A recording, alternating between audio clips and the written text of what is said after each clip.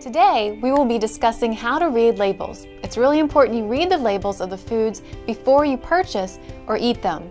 There are many manufacturers that list their foods as low fat, a good source of fiber, or claim that they have lower cholesterol.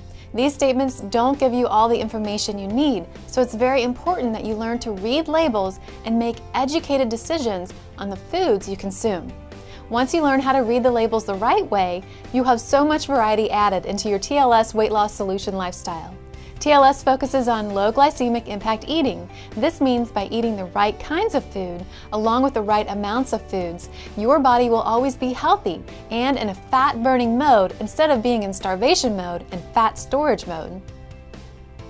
Most people look at food labels. Unfortunately, they do not know what to look for. When surveyed, most people stated that they looked at the calories, fat, and carbohydrates on labels, yet they didn't know what the numbers on the label actually meant or how to choose one food over the other based on the particular label.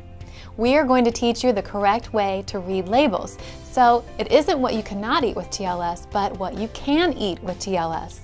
There are certain areas on labels that you should pay attention to. These include the serving size, fat, carbohydrates, fiber, proteins, and ingredients.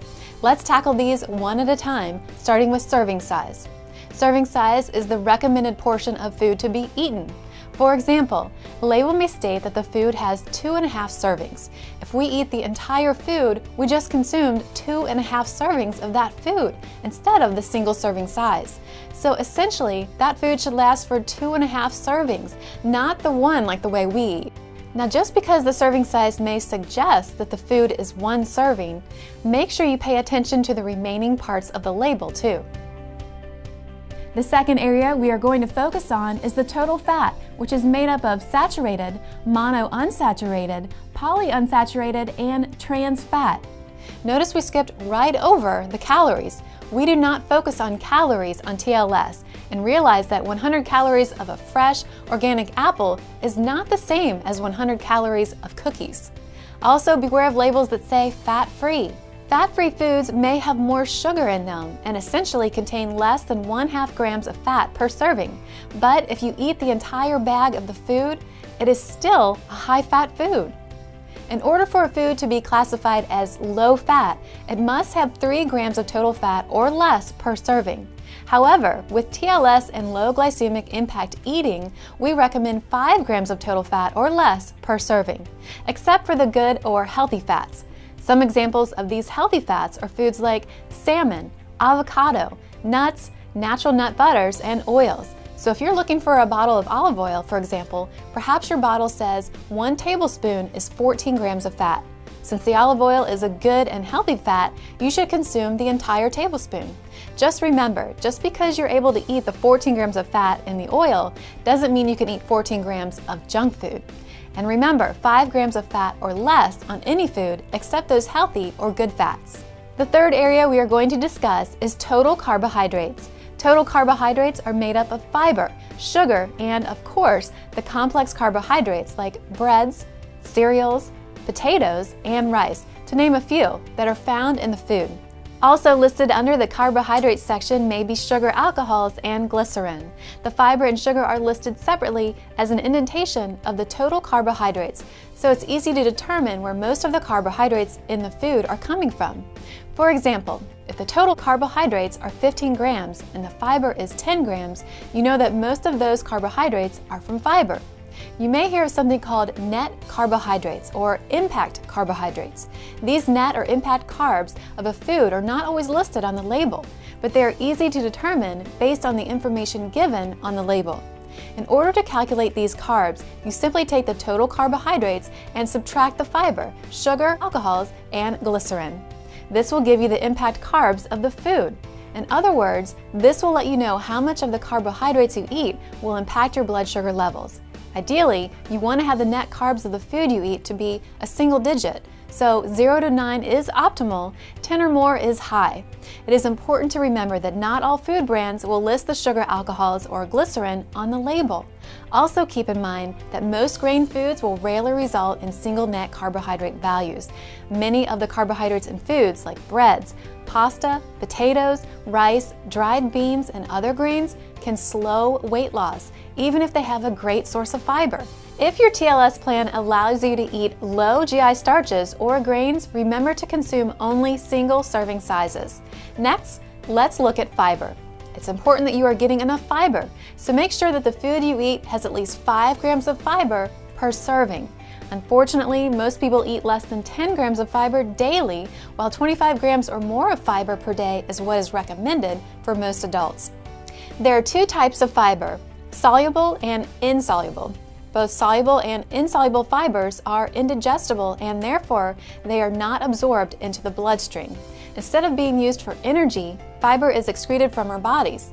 So there's a reason we don't need to eat a big bowl of fiber before exercise. It just leaves the body and doesn't provide us with energy. Soluble fiber forms a gel when mixed with liquid and typically is found in fruits, vegetables, dried beans, peas, and other sources. Insoluble fiber is gritty and passes through our intestines largely intact. Insoluble fiber accounts for 70% of the fiber in our diets and is found in whole grains, barley, couscous, carrots, cucumbers, celery, and other foods. TLS recommends that no matter what your meal plan is, you should consume at least 5 grams of fiber in a single serving. 3 or 4 grams per serving is okay, but less than 2 grams of fiber per serving will not contribute to your efforts. The 5th area to review on the label is the sugar. There are many forms of sugars. Some are natural sugars like fructose, which is the sugar found in fruits, and lactose, which is the sugar found in plain milk products. Others are the unhealthy sugars that are found in baked goods and other unhealthy foods. Our bodies need sugar. In fact, every cell requires it. However, many people choose the wrong kinds of sugar and consume too much of it. When looking at sugars on the label, remember to look for 5 grams of sugar or less per serving, except in dairy products. Dairy products, including milk, cheese, yogurt, and other forms of dairy, contain lactose. Since this is a natural sugar, it's okay to consume more than 5 grams. An example of this is milk. When picking up a gallon of low-fat milk, you would review the label as we mentioned, and you may notice 10 grams of sugar per 8 ounces. Since the sugar found in the milk is a natural sugar, the serving size you can consume is 8 ounces. However, perhaps you decide on a flavored yogurt. You may quickly find the sugar on that to be over 20 grams.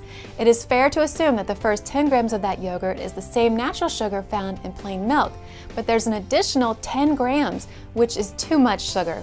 The 6th area on a food label to review is the protein. Protein is important for metabolism and building muscle mass, which helps burn fat. TLS recommends 4 to 6 ounces of protein per serving for women at least 3 times a day and 6 to 8 ounces of protein per serving for men at least 3 times a day. In order to get these quantities of protein into your diet, it's important that you pay attention to the grams of protein listed on the label. 7 grams of protein will equal 1 ounce serving of protein. Let's say an egg has 7 grams of protein. In order to meet your protein requirement for breakfast, which should be about 4 to 8 ounces, depending on if you are a female or male, you would have to eat at least 4 egg whites, which would be 28 grams of protein. But instead of weighing your food or focusing on grams, TLS simplifies things. Hold out your hand, palm up. Your palm is a great measurement of a single serving of protein. Don't forget the side width of your palm also. Some good lean sources of protein are lean meats, egg whites, and poultry. Many other foods have proteins also. Examples are things like yogurt, which is also a dairy product, nuts, which are also healthy fats, and beans, which are also low glycemic starches. When eating these or other types of protein, be sure that there is at least 5 grams or more of protein per serving. With TLS, the adage goes, protein and fiber with every meal makes losing weight no big deal. If you can eat a serving size of protein every time you eat, your body will stay satisfied longer and you will burn more calories. Let's now discuss the ingredient section. The less ingredients in the food, the better. And remember, the first ingredient listed on the label is often the ingredient that the food has the most of. So if you're picking up canned tuna, you would expect the first ingredient to be tuna. It is okay to have sugar in your food, but like we said earlier, there are many kinds of sugar. Apples or carrots contain natural sugar and often will not have a label on them. It's important that you make yourself familiar with the various forms of sugar and how they're listed on the label. Sugar can be hidden in many forms, including high fructose corn syrup, high maltose corn syrup, brown rice syrup, molasses, cane juice, lactose, dextrose, and corn sweetener. A great rule of thumb is to avoid any label that has a sweetener of any kind in the first 5 ingredients. You also want to avoid any foods that have trans fats in them. You may see trans fats listed under total fats, but the ingredients section may tell the food contains partially hydrogenated oils or hydrogenated oils. Any hydrogenated or partially hydrogenated oil is a trans fat and should be avoided. You will also notice that we skipped over cholesterol and sodium on labels. It's not because they're not important, but when you're eating and following the label as we are suggesting with TLS, you will not find that the foods you're choosing have high cholesterol or sodium in them. Typically, sodium or salt is not the enemy. The issue with high sodium foods is that they're typically found in unhealthy, processed, canned foods or foods that require preserving. Unless your healthcare provider tells you to restrict the sodium or cholesterol in your food, following labels in the ways discussed is an effective way to eat. The percent daily values is another component listed on the label. The percent daily value is listed for each nutrient and is found in the right column on the label. These tell you what percentage of each nutrient the food provides if you are on a 2,000 calorie per day diet. In summary, reading labels is easy. Pay attention to the serving size, ingredient list, and keep the net carbs in the single digits. Also remember the fabulous fives, as we at TLS like to call them, 5 grams of fat or less per serving, except the good fats. 5 grams of sugar or less per serving, except the natural dairy products, 5 grams of fiber or more per serving, and 5 grams of protein or more per serving. Also remember that pairing protein and fiber at every meal makes losing weight no big deal. Now that you know how to read labels, making healthy, tasty foods with tons of variety will help you reach your goals without boredom or plain foods.